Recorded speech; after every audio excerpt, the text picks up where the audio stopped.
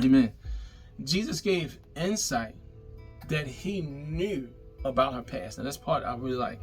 He recognized, he gave insight that he knew about her past, but Jesus did not stay there. He did not stay there. What Jesus was wanting to focus on at that time was that he did not want her to continue to repeat the sinful nature or the sinful life that she had always been doing. So the Lord mentioned the past, but he didn't stay there. He was focusing on her right now, letting her know that what she is doing, that part had to change. You know, we have individuals who know that they have issues, or better yet, had issues in the past, or better yet, we know certain people that had certain demons and things they battled with in their past, but we cannot hold that against them. Amen. We cannot hold that against them. Jesus did not hold this against the woman, so we can't hold this against the people we come across, who we meet 5 years, 10 years later, 20 years later. We can't hold on to that. We know about their past. We got to deal with what's going on now. And that's what Jesus did. He dealt with her now at this point. Sometimes we run into people, again, and I had to reiterate this, that don't know what they're doing is sinful. And it is true. There's some people out there that do not know that this is what they are doing is a sinful life. They have no idea that it is. Sometimes people know that they are sinning, but at the same time, they don't know how to change. They don't know how to stop. They don't know these things.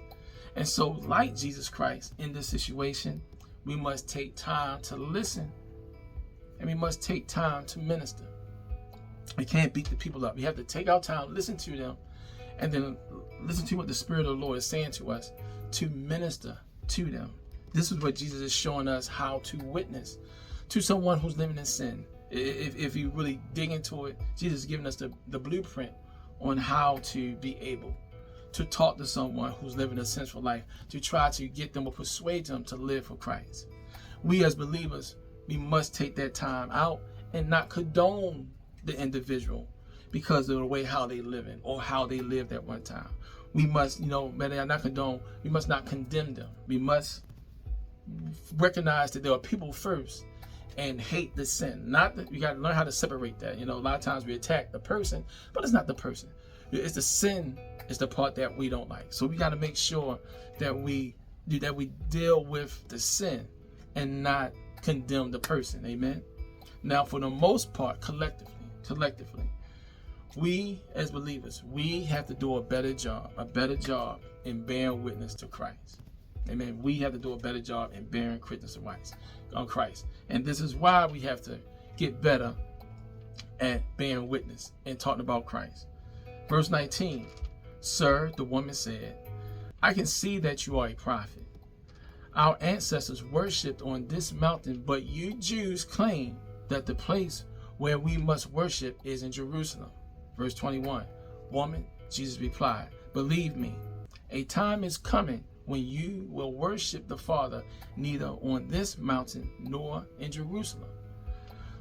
Verse 22, You Samaritans worship what you do not know.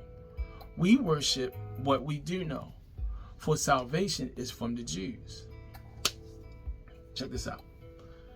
We as believers, we must stop committing the same mistakes that we had made in the past by making people believe that our way is either the best way and the only way. Amen. We have to stop making the same mistakes.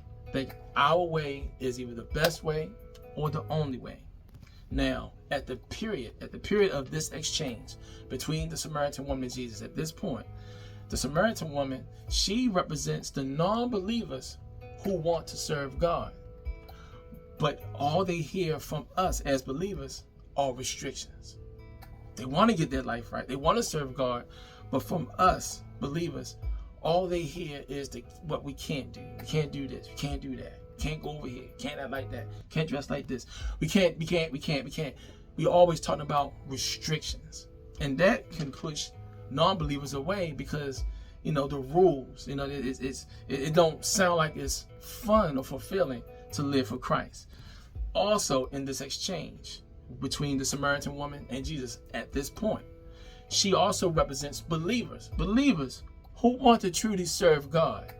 But we have many countless church leaders that will say you only can serve God this way. You can only look this way. You can only dress this way. You only got to act that way. You got to sound like this. You got to do this, etc., to get to Christ, or better yet, to experience Christ.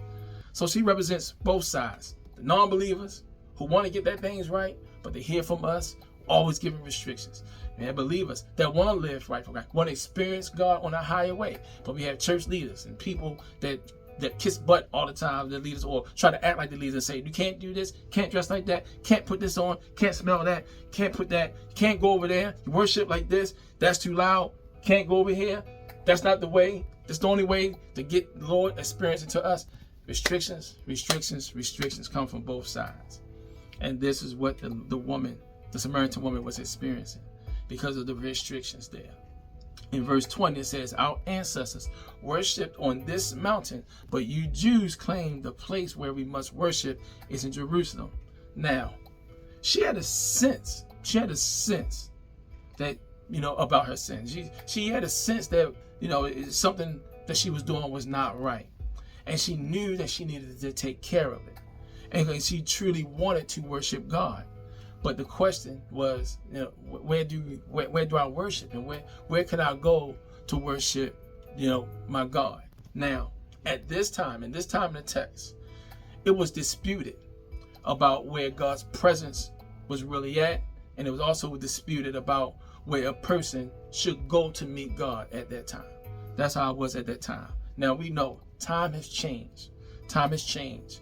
But ever since Jesus had laid his life down for us, we know now that we can experience Christ's presence anywhere. Amen. We can experience Christ's presence anywhere. When he laid his life down for us, that changed the entire game. The restrictions was removed, and now we can celebrate and be in God's presence anywhere when he laid his life down. Amen.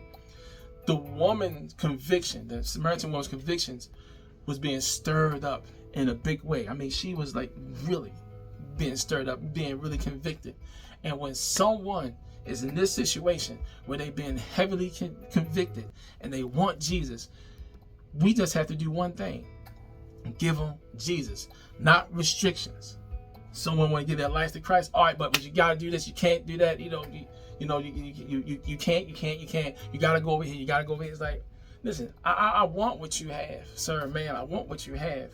Just give me Jesus now. Do I have to wait till Sunday to go to your church to get Christ? No, give them Jesus on the spot.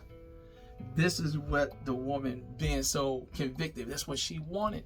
And we have to take an example of how to give Jesus to people. Jesus is giving us the blueprint on how to bear witness and how to lead someone to Christ. And he's not giving her no restrictions. He's basically telling her who he is, basically telling her how things are going to change. And as often now, Lord, we know that Lord is talking spiritual, and he's talking about it's going to be, he really talking like in the future when we with him, for eternity. He's like right there talking in a sense, but at the same time making it relative today. When he laid his life down for us, we can experience Christ anywhere. And this is what he is preparing her for. And during this time, she's being convicted. And the only thing that she needs, or when we run into people like this, just give them Christ. Don't give them restrictions. Amen. Now, the Samaritan woman, yes, what she was worshiping and where she was worshiping and what she was worshiping, clearly they didn't know any better.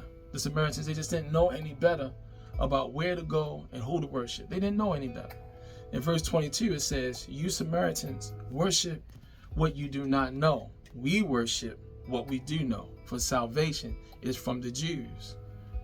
Now, in this sense, the Jews represents believers. The Jews represents believers who have an answer. But check this out. Two things here. Because of the racism the Jews had towards the Samaritans and their selfishness about Jesus Christ, they hoarded Christ for themselves. Now, this is my Jesus. My God, this. My God, that. They hoarded in. They hoarded it in, and folks, we got to stop holding Christ for ourselves and stop acting and feeling as if that we're better than everyone else. You serving this, you doing this, I'm serving the Most High God. Y'all sucks. Y'all going to hell. Y'all going to die. I'm going to be with the Father. Do what y'all want to do. I don't care. No. We got to stop having that type of approach, because many of us have that approach. And it's the same thing that the Jews had towards the Samaritans back then. It's all this stuff is relevant for today. We got to stop trying to hoard Christ for ourselves and give people Christ through our lifestyle, through our words. We have to do that. Jesus was introducing, but yet he was preparing her for the change that he can be reached anytime and any place.